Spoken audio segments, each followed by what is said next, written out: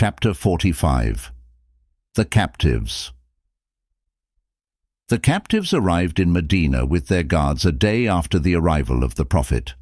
Sauda, who had gone once more to visit Afra, was astonished on her return to see her cousin and brother-in-law Suhail, the chief of her clan, sitting in a corner of the room with his hands tied to his neck. The sight aroused long-forgotten sentiments and made her forget for the moment all that had replaced them.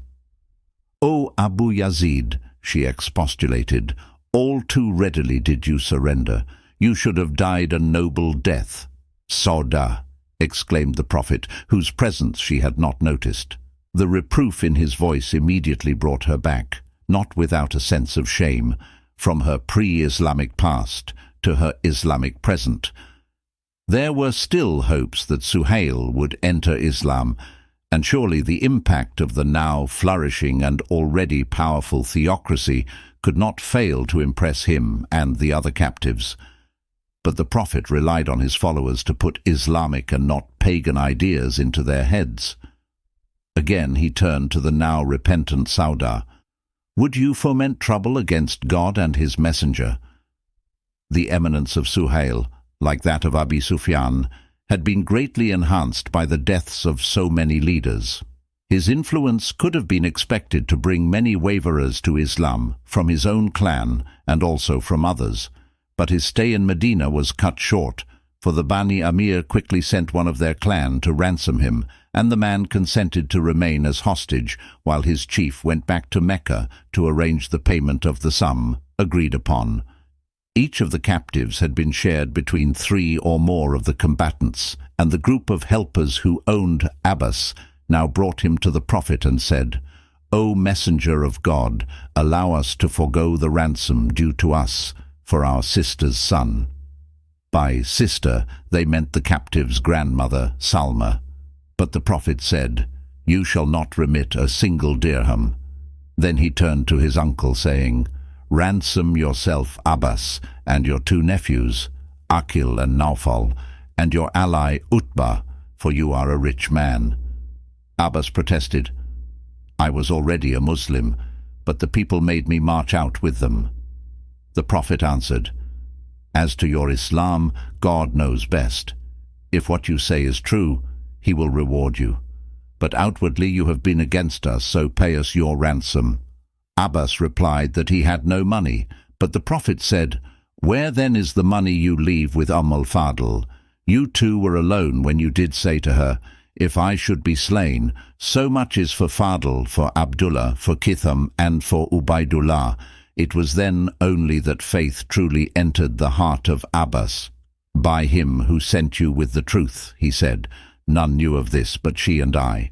Now I know that you are the messenger of God.' And he agreed to ransom his 2 nephews and his confederate, as well as himself. One of the prisoners who was quartered with the Prophet was his son-in-law Abu al, whose brother Amr came from Mecca with a sum of money sent by Zainab to ransom him.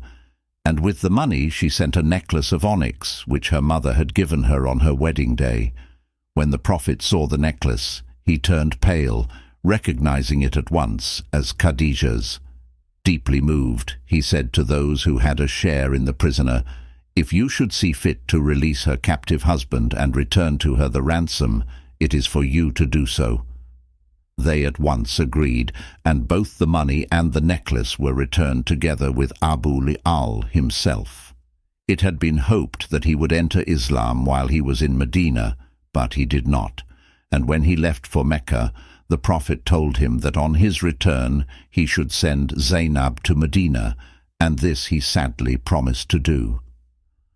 The revelation had made it clear that a Muslim woman could not be the wife of a pagan man. Abdullah ibn Jash had a share in Walid, the youngest son of the now dead Walid, the former chief of Makhzum. The youth's 2 brothers, Khalid and Hisham, came to ransom him. Abdullah would take no less than 4,000 dirhams, and Khalid, the captive's half-brother, was unwilling to give so much, but the full brother Hisham reproached him, saying, "True, he is not your mother's son," whereupon Khalid consented. The Prophet, however, was against the transaction and told Abdullah that he should ask them for nothing less than their father's famous arms and armor. Khalid once more refused, but again Hisham won him over, and when they had brought the heirloom to Medina, they set off with their brother again for Mecca.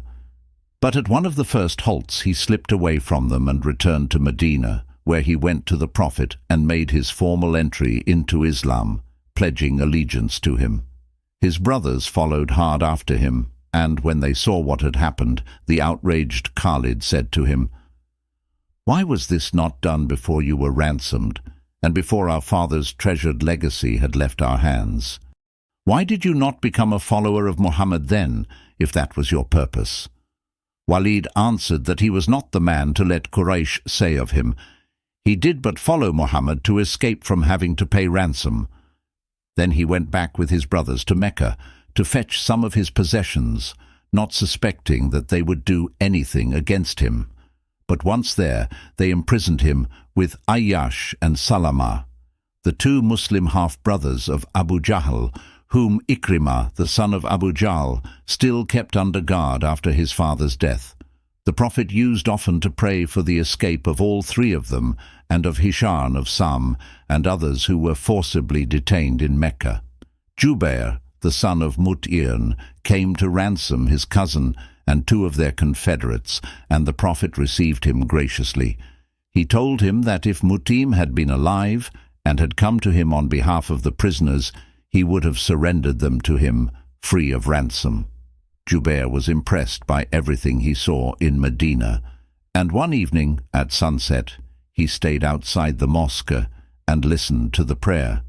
The Prophet recited the surah named At-Tur, the Mount, which warns of the judgment and of hell, and then speaks of the wonders of paradise. It ends with the words, "Wait patiently for the fulfillment of your Lord's decree, for verily you are in our sight, and glorify your Lord with praise when you rise, and glorify him in the night, and at the dimming of the stars." It was then, said Jubair, that faith took root in my heart. But he would not yet listen to its promptings, for he was too engrossed with thoughts of his beloved uncle's recent death at Badr. Tu'aymah, Mut'im's brother, was one of those whom Hamza had killed, and Jubair felt bound in honor to avenge his death, and fearing lest he should weaken in his purpose, he left for Mecca as soon as he had reached an agreement about the ransoms. Most of the ransomers were at least courteous to the Prophet. An exception was Ubay of Ummah, the brother of Umayyah and bosom friend of Uqba, both of whom had been killed after the battle. As was leaving with his ransomed son, he said, "Zero, Muhammad, I have a horse named Ord that I feed every day on many measures of corn. I shall slay thee when I am riding him." "Nay," said the Prophet, "it is I who shall slay thee, if God will." Meantime, in Mecca, Ubay's two nephews, Safwan and Umayr, were speaking with savage bitterness about the irretrievable loss caused to Quraysh by the death of those leaders who had been thrown into the pit at Badr. Safwan was the son of Umayyah, and likely to become chief of Jumah, now that his father was dead. His cousin Umayr was the man who had ridden round the Muslim army at Badr and estimated its strength. "By God, there is no good in life now that they are gone," said Safwan. Umayr agreed, and he was nearer to sincerity than the other. His son was one of the captives, but he was too heavily in debt to ransom him, and he felt so oppressed with his life that he was prepared to sacrifice it to the common cause. "But for a debt I cannot pay," he said, "and a family I fear to leave destitute. I would ride out to Muhammad and kill him." "On me be thy debt," said Safwan, "and the family Bismini, I will care for them as long as they live. They shall not want for aught that is mine to give them." Umayr immediately accepted his offer, and they swore to keep it a secret between the two of them until their end had been achieved. Then he sharpened his sword, smeared it with poison, and set off for Yathrib on the pretext of ransoming his son. When he reached Lower Medina, the Prophet was sitting in the mosque. On seeing Umayr girt with his sword, Umar stopped him from entering, but the Prophet called to him to let the Jumahite approach. Umar said to some helpers who were with him, "Go in unto the messenger of God, and sit with him, and be on your guard for him against this villain, for he is in no wise to be trusted." Umayr wished them good day, a salutation of paganism, and the Prophet said, "God has given us a better greeting than yours, O Umayr. It is peace, the greeting of the people of paradise." Then he asked him why he had come, and Umayr mentioned his son as the reason. "Why then that sword?" said the Prophet. "God damn swords," said Umayr. "Have they done us any good service?" "Tell me the truth," said the Prophet. "To what end have you come?" And when Umayr reiterated the pretext of his son, the Prophet repeated to him word for word the conversation he had had in the Hijr with Safwan. "So Safwan took upon himself your debt and your family," he concluded, "that you should slay me, but God has come between you and that." "Who told you this?" cried Umayr. "For by God there was no third man with us." "Gabriel told me," said the Prophet. "We called you a liar," said Umayr, "when thou didst bring us tidings from heaven. But praise be to God who has guided me onto Islam. I testify that there is no God but God, and that Muhammad is the messenger of God." The Prophet turned to some of those who were present and said, "Instruct your brother in his religion, and recite unto him the Quran, and release for him his captive son." Umayr was eager to return to Mecca, that he might try to bring others to Islam, Safwan amongst them. The Prophet gave him permission to go, and he made many converts, but Safwan considered him to be a traitor, and resolutely refused to speak to him or have anything to do with him. After some months, Umayr returned to Medina as an emigrant. When Abu al-As returned to Mecca, he told Zainab that he had promised her father that he would send her to Medina. They agreed that their little daughter Urnama should go with her. Their son Ali had died in infancy, and Zainab was now expecting a third child. When all the preparations had been made for the journey, Abu al-As sent with them his brother Kinana as escort. They had kept their plans secret, but they nonetheless set off in daylight, and there was much talk about it in Mecca, until finally some of Quraysh decided to follow them, and to bring Zainab back into the bosom of the clan of Abdu Shams, to which she belonged by marriage.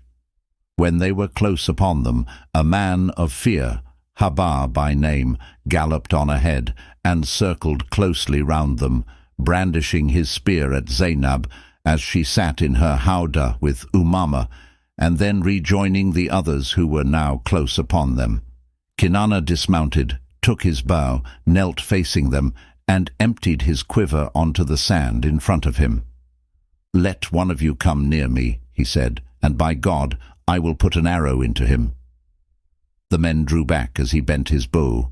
Then, after a brief consultation, his chief Abu Sufyan and one or two others dismounted and walked forward, asking him to unbend his bow and discuss the matter with them.